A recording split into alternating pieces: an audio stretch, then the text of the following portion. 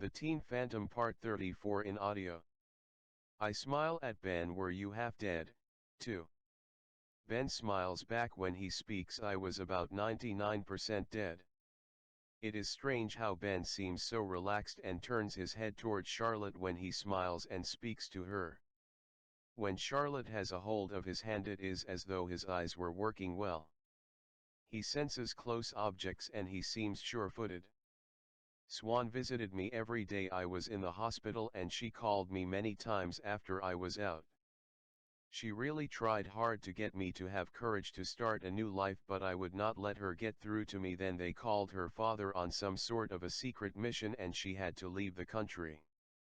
I have not heard from her since. Her absence left a monstrous black hole in my life. I was not aware of my need for her until she vanished. I was too busy feeling sorry for myself. I think it is about time to close the book, Charlotte. I hope I have not bored you too badly. Going over it with you has been very enlightening and I understand my future much better now. None of it has been boring, it has been very interesting, and I have gained another very precious friend, Ben. Ben and Charlotte discuss and visit about many things before they make it back to the school. When they get back, they find Sarah sitting on one of the rustic benches. The benches are made of split logs. Mother, love is the nicest friend I have ever had. She felt so close to me that she could understand how I thought without me saying anything. She cannot be seeing me very often, but she has a good friend her age. She will be going to school with me. She thought I would like her friend as much as I liked love herself. She said she was a little Irish girl. She has a few freckles on her face and brown hair with a tint of red, sort of like my mother's. Love said she isn't very beautiful and no one would think she is very smart because she does not say much, sort of like me. Her name is strange, it is Pepper Lace. She thought it would be better if no one knew her last name. So it is Pepper Lace, is it? That is a little out of the ordinary. It sounds neat though, and wonderful, Sarah. Charlotte does not expose her understanding of love's little secret. It a wise little plan. It will save Charlotte some burdens with the school. Sarah, we are late for lunch, so let's go to the cook's dining area. It will be easy for them to serve us. The cook's dining area is a little dining room. It is just off the kitchen, separated by a bar. It is much like some restaurants. Beth is on the far side of the kitchen, with her back to them. Beth, when did you and Barney get back? Last night. We would not miss the biggest day of the year. How have you been faring without our love and kindness? I missed you the most when I had to fix my own meals, and do my own laundry. It did me good to fend for myself, but I warn you, I have more dirty clothes than clean, as the score stands. I missed you personally too. We have many happy memories, don't we, Beth? We certainly do, Charlotte. Beth has come around to the dining room to give Charlotte a hug. Where is Barney? He is around here somewhere socializing. Beth scoops Sarah up in her arms. You are the sweetest little thing since Charlotte was a wee thing like you. I have heard some rumors that you have found you a loving mother. They were true, Beth. I have a loving Aunt Jane too. You lucky little girl, Beth says as she puts Sarah down. Charlotte takes Ben's hand and with a tug, she speaks. I want you to meet Beth. Ben gets up and turns towards Beth. Beth, this is Ben Mason, and Ben, this is Beth Benton. His eyes are not working, so he will need special care for a while. Beth gives Ben a hug, speaks kindly. We are good at assisting the blind. Beth, not blind, my eyes just do not work. That is a neat philosophy you have come up with, Ben. Not me, it is Charlotte's discovery. It is positive thinking. Beth looks at Charlotte with raised eyebrows. Leave it to Charlotte to come up with startling discoveries, making this world a better place. That is true. Blind has many meanings. That is clever, Ben.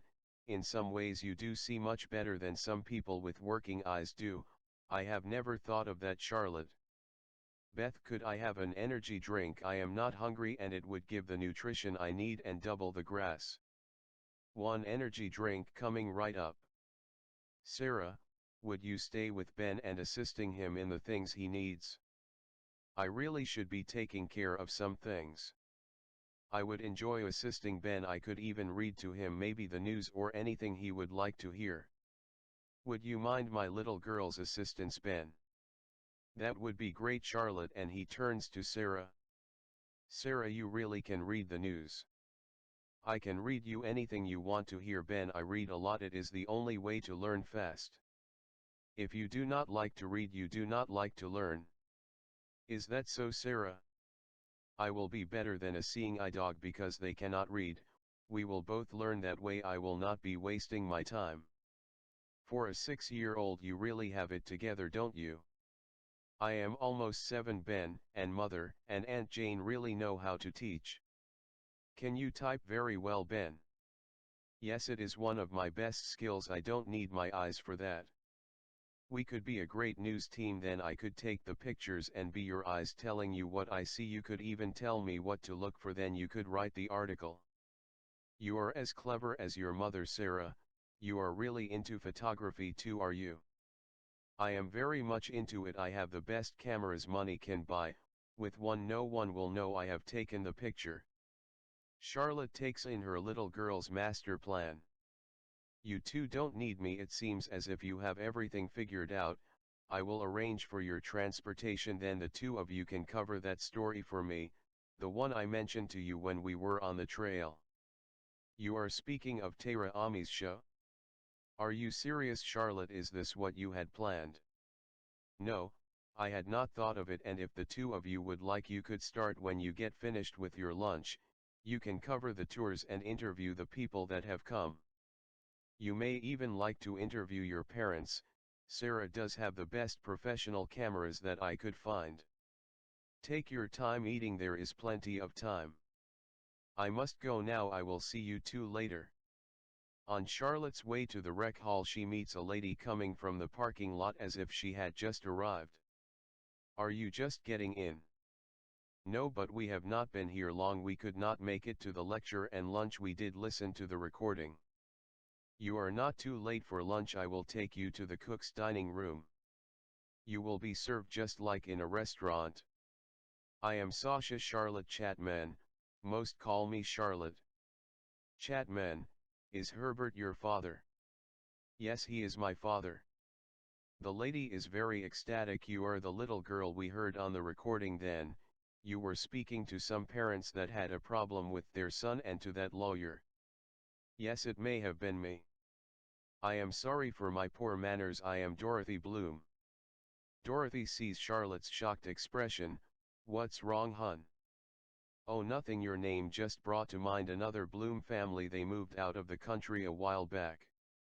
That may have been us. We were out of the country for about 6 months. I think we are back to stay now. Do you have a daughter by the name Swan? Sally Swan. The only one that called her Swan was the boy that lost his sight in an auto accident. His friend Joe lost his life in the crash, and Sally was on several dates with Joe before the crash. Sally and Joe would double date with Ben and Karen. Dorothy spends a few minutes telling Charlotte about Sally's experience with Joe, Ben, and Karen. Where is Swan? Will she mind me calling her Swan? I would not think so. She liked Ben to call her Swan. I think she is with Bill. I don't remember his last name. Was it Bill Russell? Yes, it was Bill Russell. His girlfriend couldn't come. She had to work today. Bill is a super nice boy.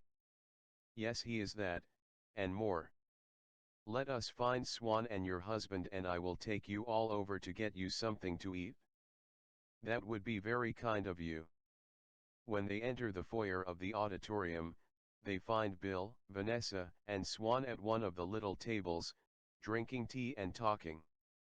Bill looks up with a teasing smile. The trail must be 20 miles long, or maybe you walk very slowly. We have missed you. No, Bill, neither is true. I was detained by a close friend. Where is your little girl? I left her to help my friend. I see you found two of my close friends to entertain you, Bill. They are as crown jewels. They are the greatest. You must meet Misty Dawn early. She is one powerful potential and intellectual dazzle. Mello and Jane allured her away with them. Your friend, Lee, has found him a sweet little thing. Daffy D daily she will melt ice. They left to be alone to discuss their future. She is a stick of fire, she is so ecstatic about the school and its possibilities. Nutrition is her obsession, strictly organic. I am sorry Swan, this is Sasha Charlotte Chapman, we all call her Charlotte and Charlotte. This is Sally Swan Bloom, she has given me permission to call her Swan, and since you are Vanessa's boss I have no need to introduce the two of you. Vanessa. That is not true, it hurts me greatly to hear things like that. I am shocked that you would tell Bill such a thing. Please Charlotte, don't reprove Vanessa, it is my fault. She told me only that you insisted that your father rewards her well for her service, and it was not service the way she looked at it. She enjoys it so much, it is just part of her life. Okay, I am sorry Vanessa. Charlotte gives her a hug and turned to Bill. I want to set the record straight. I inform her only of what we need. She works the rest of it out on her own. She knows her computer better than I know my name. I am certainly not her boss. I am as her little sister, that is the way I think of her. Charlotte then turns to Swan. She gives Swan an affectionate hug as she speaks. Bill's awareness and assessment goes much deeper than the surface. Bill told me very little about you, Charlotte. He said he knew no words that would portray a true perception of you. He said I would just have to meet you and see for myself.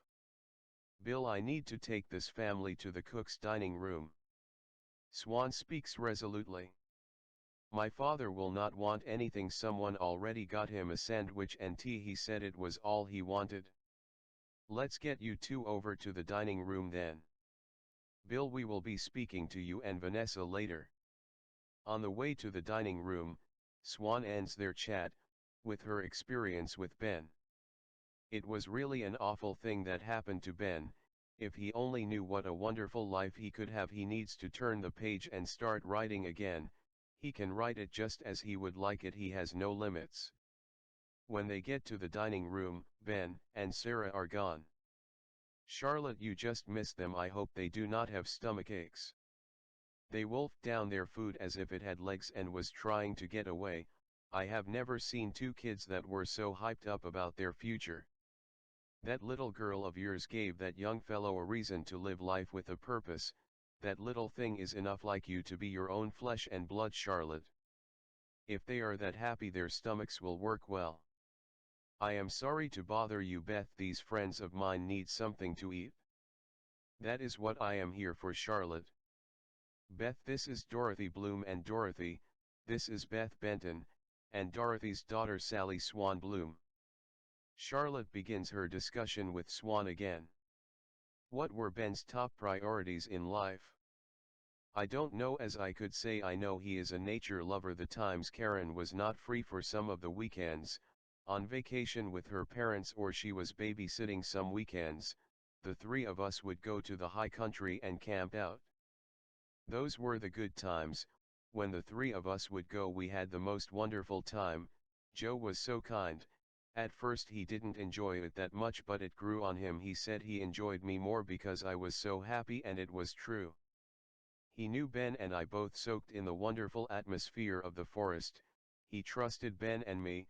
He never seemed jealous of Ben and me being together. Ben and I never held hands or anything. We were just good close friends. I have never given Ben a hug.